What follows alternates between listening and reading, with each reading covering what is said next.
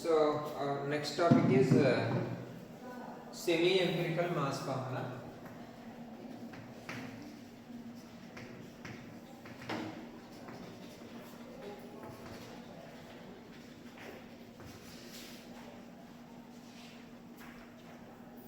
Okay. So here we get a approximation for atomic mass. So what are various contributions for mass of an atom will be discussed here.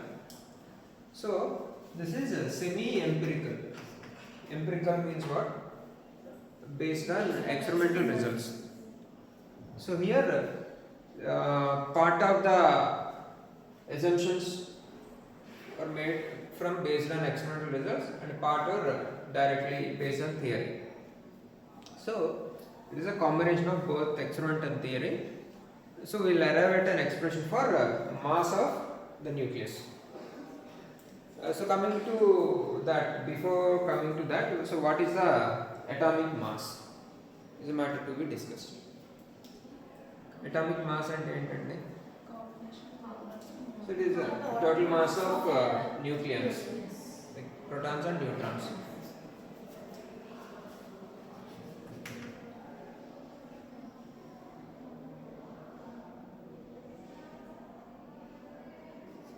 Neutron count plus proton count plus neutron count gives you mass number. So this is mass number. So for certain elements we have even fractional mass numbers, like for chlorine. Chlorine mass number is what? 35.5. Why that? Fractional numbers.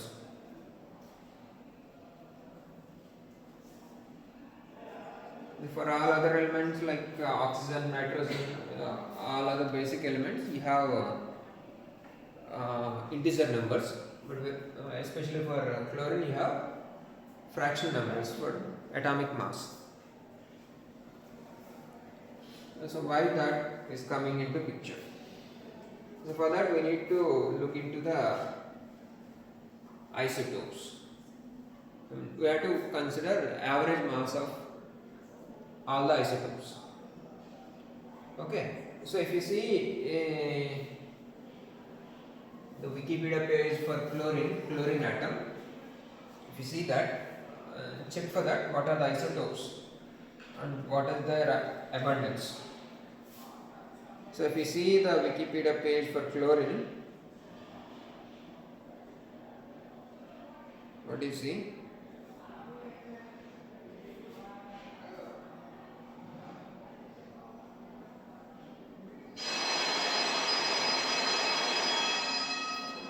So chlorine has 3 isotopes: Cl35, Cl36,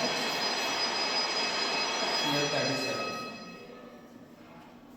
And the abundance, relative abundance is this is 76%, this is nearly 0, trace elements, this is 24%. So these are the isotopes for chlorine. There are 3 isotopes and the relative abundance in nature is the first one is 76% and last one is 24%. Chlorine 36 is negligible. So on average, let's say if we take the average of all these masses, for convenience I consider it as 75% or 3 by 4 and this is 1 by 4. So if you consider the average of that, 35 into 3 by 4 plus 37 1 by 4, you get 35.5. So that is the atomic mass for chlorine. So when you calculate atomic mass, you have to consider all the isotopes and take their relative abundances in nature and consider the average of all those, weighted average. So the weight factor is the relative abundance. So chlorine 35 is available for 75%, chlorine 37 is available for 25%. Okay, so like that we can calculate the atomic mass. Okay, so now comes we have to consider the binding energy also. So when you consider mass of nucleus, you have to consider Z times mass of proton plus N times mass of neutron minus binding energy.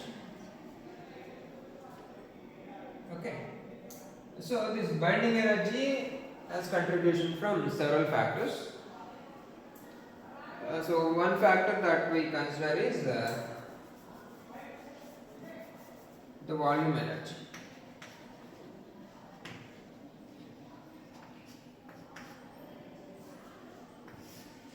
Here we are assuming the volume of the nucleus is proportional to atomic mass. So in general, when a new nucleon enters into picture, what happens? It undergoes A into A minus 1 number of interactions, A into A minus 1 by 2. So whenever a nucleon enters into picture, let's say if already you have some 4 particles with some set of interactions, when a new particle enters into picture,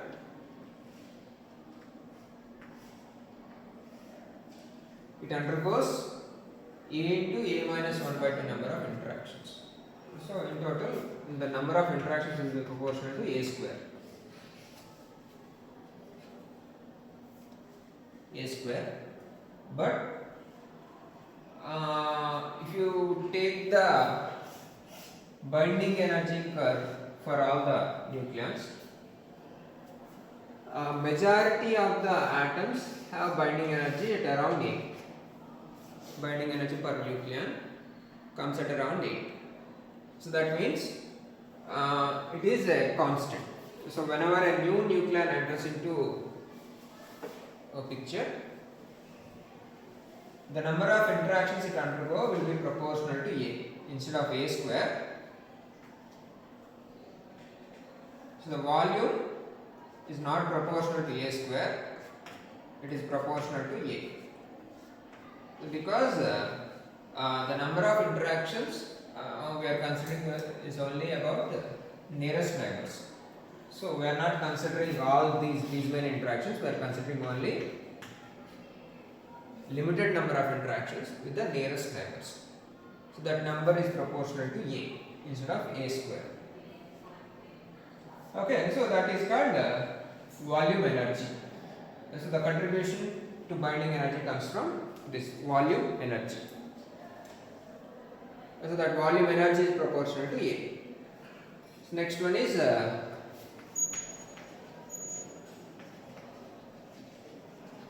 surface energy. So just similar to, here we are considering the liquid drop model for atom. Nucleus, atomic nucleus is considered to be a liquid drop, just like water droplet. If you keep on adding small droplets, its size increases, and at certain point it simply breaks into pieces. So that is the first simplest model developed to explain nuclear fission. So when the size of the droplet becomes sufficiently large, it becomes unstable and breaks into pieces. So when you keep on adding droplets to a single drop of water, let's say, so its size increases, and at certain level its stability reduces and breaks into 2 or more pieces. So that is how fission reaction was explained using liquid drop model. And in that the first one is the contributions for energy are this volume energy. Next one, surface energy. It works just like surface tension. Okay, so surface energy, how to deal with that? So that energy, so I call it as B1. So B1 is proportional to A, or B1 is equal to, I call it as some constant, A1 times A, and this B2 is proportional to surface area. So here volume is proportional to A, so radius is proportional to A power 1 by 3. Volume of the nucleus is proportional to A. So radius of the nucleus is proportional to A power 1 by 3. So continuation with that, area, surface area is proportional to R square. Volume is 4/3 pi r cube, area is 4 pi r square. So area is proportional to R square, so it is proportional to A power 2 by 3. So this B2 is proportional to A power 2 by 3, or B2 is equal to A to A power 2 by 3. So in total, in the first stage, we are considering about the mass of the nucleus, which is sum of mass of protons and mass of neutrons minus the binding energy. And we are looking for the contributions for binding energy. The first contribution comes from volume. And in that, usually when a nucleon enters into picture, you will have A into A minus 1 by 2 number of interactions. And when you observe the experimental results, the number of interactions are proportional to A. So this binding energy is proportional to A. Next one, surface energy. So here we are assuming the nucleus has a liquid drop, and surface tension counterpart comes as contribution for surface energy. So since volume is proportional to A, area is proportional to A power 2 by 3. So this surface energy will be proportional to A power 2 by 3. So that is part 2. And next contribution comes from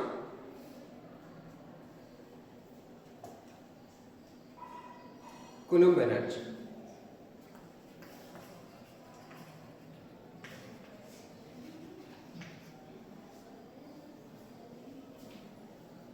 So Coulomb force is what?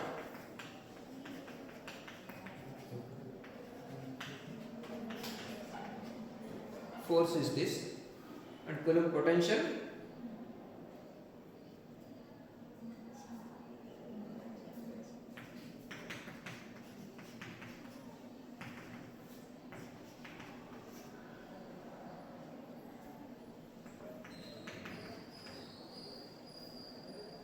integration of that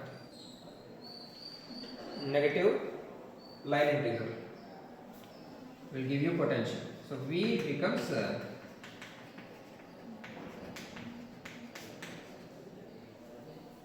Q1 Q2 by R. So Coulomb energy, that potential energy is proportional to 1 by R. That means what? It will be proportional to 1 by A power 1 by 3.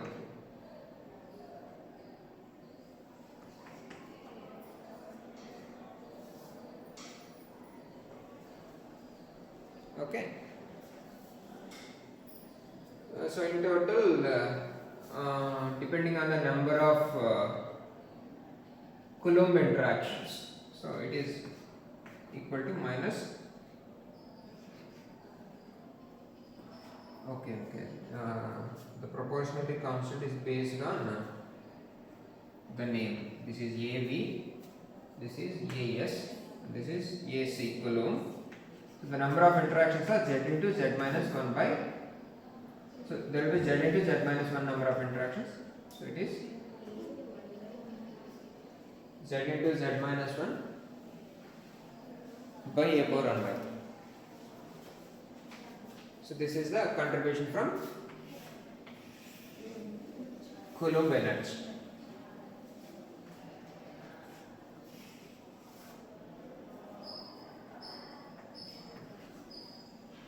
B3.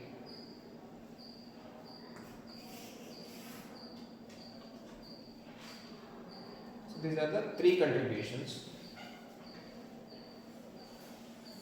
Next one, asymmetric energy.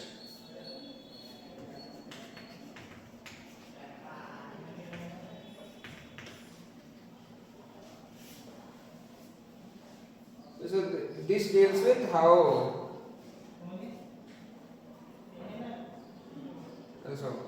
many number of nucleons are there, and out of that, I mean, if they are equal in number, let's say n is equal to z, number of neutrons is equal to number of protons. Let's say I am considering the case with A is equal to 16. Atomic mass is 16, and contribution to that, let's say if you consider oxygen, there will be equal number of protons and equal number of neutrons. So neutron count is 8 and proton count is also 8. So the difference is 0. So here it is completely symmetric. Okay. If there is any other atom like carbon, let's say I am considering carbon C16. So what happens there? C16, carbon 16. So it will have proton count will be 6 and neutron count will be 10.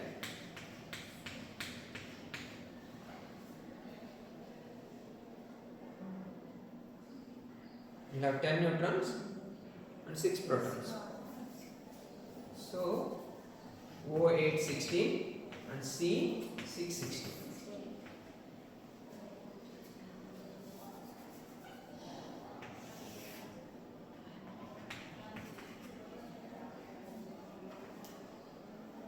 So because of this asymmetry in the number of protons and neutrons, if they are not equal, there will be some asymmetry in the structure of the nucleus, and that is proportional to the asymmetry. Asymmetry is what? Square of the asymmetry. It is n minus z whole square by A. N is number of neutrons. So how many excess number of neutrons exist in the nucleus is a matter of discussion. So it is proportional to that particular energy. Asymmetry energy is proportional to square of the difference of the protons and neutron numbers. So n minus z whole square, so it is interchangeable. Like in some cases neutron count may be less, that we will never see usually. So in total it is so that number is given by minus AA times n minus z square by A. Otherwise you can write it as minus A minus 2z square by A. So number of neutrons is equal to A minus z. So in total A minus 2z whole square by A. That's about asymmetry energy. And the last one is pairing energy.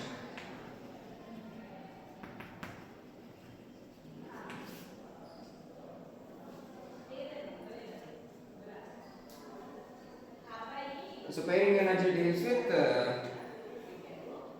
if there is a discrepancy, I mean if there are odd number of protons and or odd number of neutrons.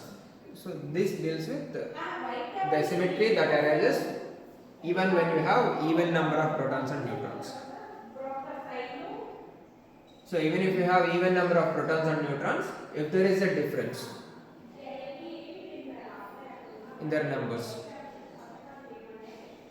the difference leads to a particular kind of asymmetry energy that we have discussed. Pairing energy deals with individual proton and neutron counts. So that particular energy is given by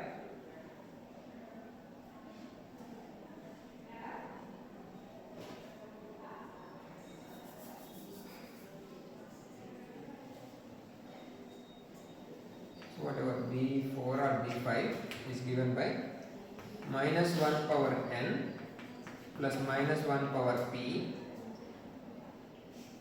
by 2 ap by a power 1 by 2 minus 1 power n and minus 1 power p.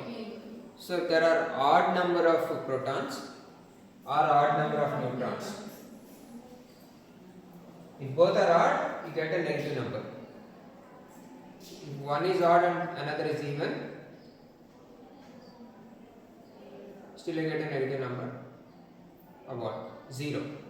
You get a 0. If one is odd and another is even, you get at one place minus 1, another place plus 1, total 0.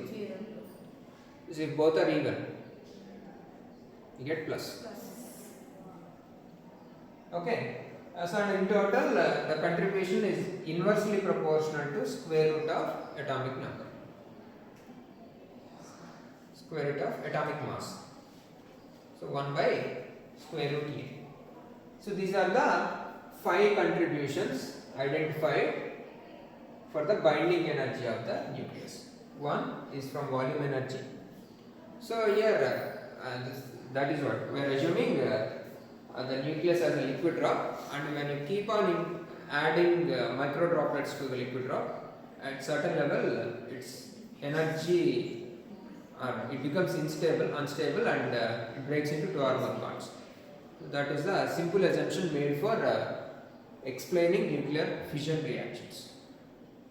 So the contributions for this binding energy, I mean how the droplet keeps its shape or number of particles within it, is decided by one contribution is from volume energy. So more the number of particles, more is the volume, and more is the energy required to bind those particles. So the binding energy has a contribution from this volume energy. Another is surface energy, which is similar to surface tension of the liquid drop. So it is proportional to square of the radius. Since radius is proportional to 1/3 A, 1/3 power of A, it is 2/3 power of A, proportional to 2/3 power of A. Next one, Coulomb energy, it is proportional to 1 by R. So in total it is proportional to A power 1 by 3, minus 1 by 3. Next one, asymmetry energy and pairing energy.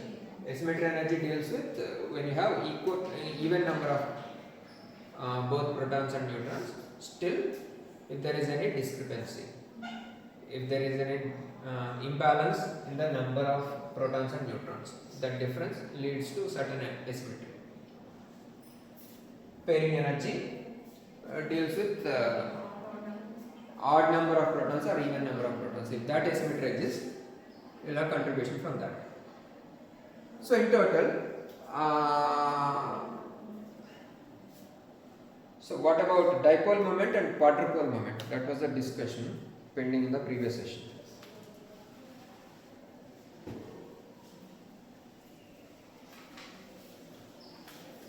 So the first observation is a nucleus doesn't have any dipole moment. Otherwise, we will see the contribution for quadrupole moment, let's say. So, quadrupole moment arises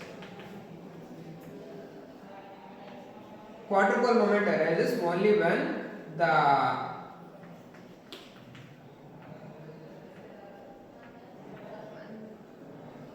angular momentum of nucleus is greater than half.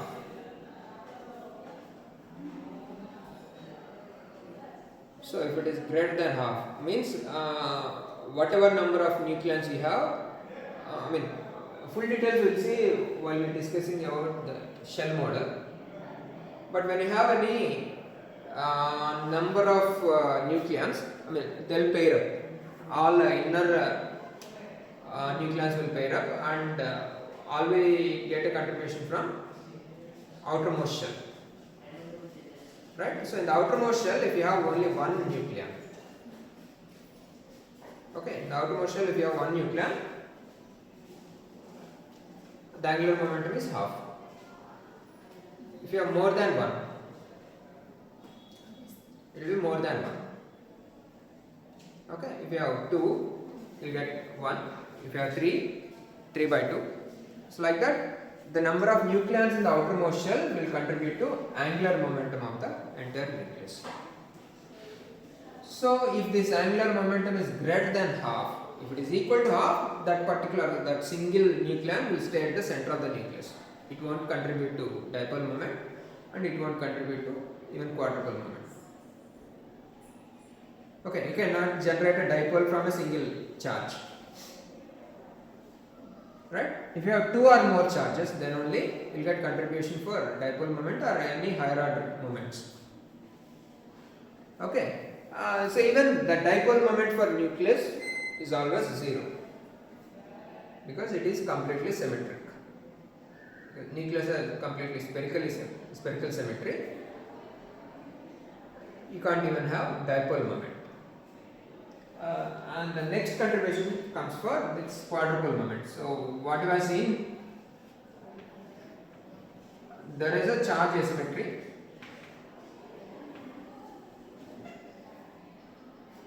In this format, and this entire structure is considered as a quadrupole. So what is that? I mean, where do we get the negative charges?